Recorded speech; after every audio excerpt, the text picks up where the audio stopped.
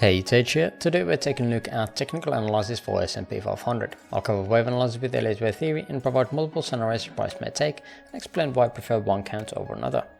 Let's take a look at the different possibilities. Starting here on 1 hour time frame and looking at this structure starting from the highs of $4,300 and around the 16th of August. Since then, the main scenario has been the same, in which we would look at this as a three-way structure into W, three ways into X, and now we would be looking for three ways downwards to that wave Y. Now we have some confluence with the fibs around here, around $3,600, in which we have the one-to-one extension of this ABC coming down and the 1.382 extension of this W wave pivoted from X wave downwards. So we have some higher time frame confluence around there as well. Now, if we are going to go through that area and start to approach this 1.618, then we can turn more bearish.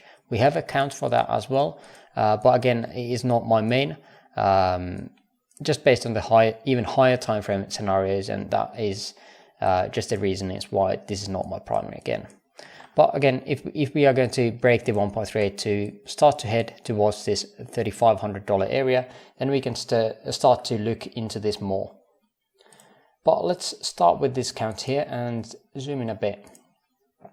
So since the X wave was put in place here around the 13th of September, we had a crash downwards in which I've labeled this as an A wave. Then we would have this as a ABC. We had the FOMC meeting here, giving us a very much of a zigzag structure here, giving us an ABC into that B then, with that ABC in mind, and then we would be looking for downwards pressure.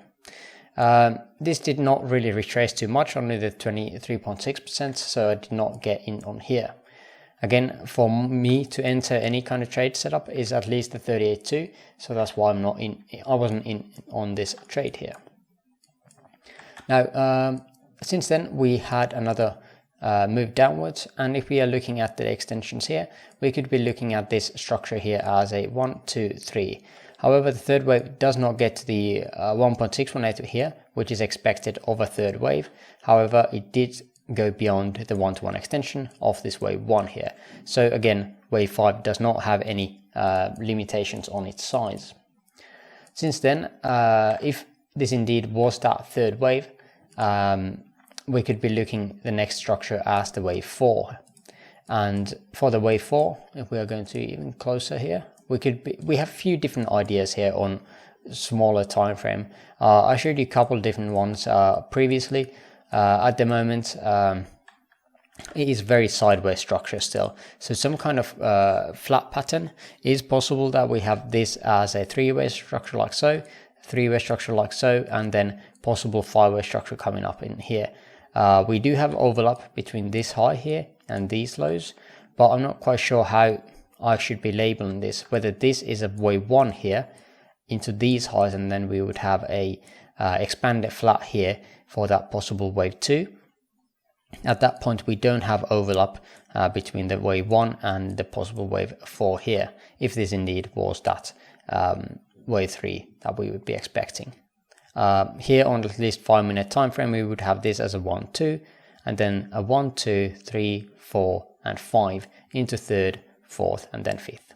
And then we would be moving this wave 4 over here, and then this whole structure would be finished with the count where we would have this as an A, B, and C.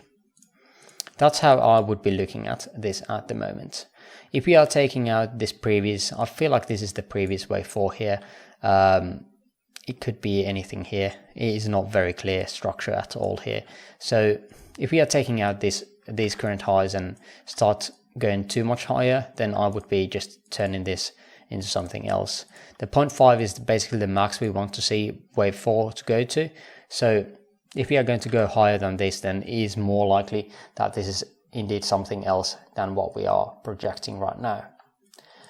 Now, in any case, the expected value is still to go a bit lower, possibly after making this high here and then dump. Again, the FOMC, or not FOMC, the Jerome Powell is going to be speaking today, so there's most likely going to be some volume coming in, and I think that speech was about cryptocurrencies, so maybe the cryptos are more affected than than the US indices, but we'll see. But them are most likely going to be getting some more volume anyway. But yeah, that is pretty much the expectations here. Looking for one more low at least, looking for that divergence to happen here, and then we'll see again what kind of structure we're going to get out of these lows, if there are going to be some kind of pivot here. But that is again the expectation. If you made it this far into the video, I would appreciate the likes. Link to my free Discord server in the description below. And for now, I thank you for watching and hope you have an amazing rest of your day. See you in the next video. Bye bye.